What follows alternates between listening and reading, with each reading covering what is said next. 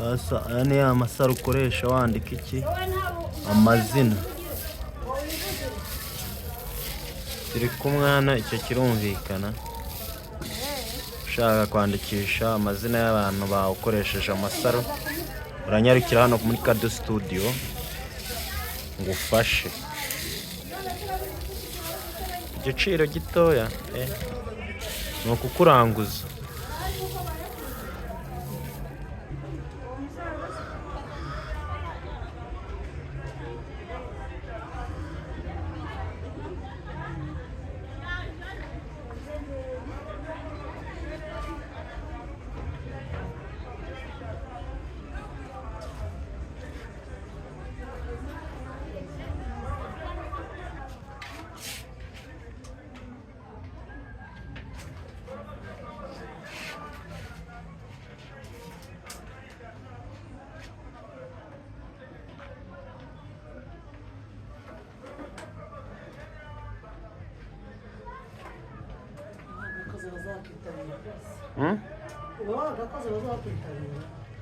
Ababikunze siko baba bashaka kumwe.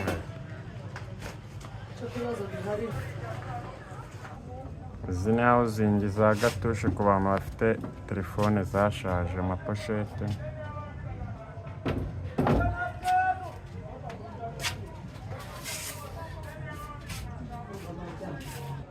Ku bantu mushaka kuteri ewana izi ni imwe muri kuteri ushobora kwifashisha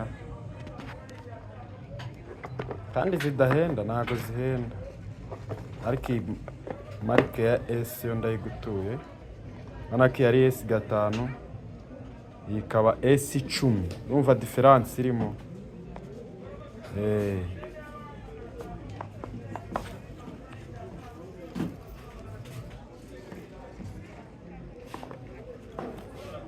S5 n'utundi twinshi. Gera hano muri Kado Studio gusa. Hari n'izindi kuteri nyinshi ku bashaka iz'imigozi n'andi moko y'ama Bluetooth. Ubundi tugufitiye na filime nziza, indirimbo nshyashya, ibintu nk'ibyo mbese nyine bituma mu mutwe wawe hatuza.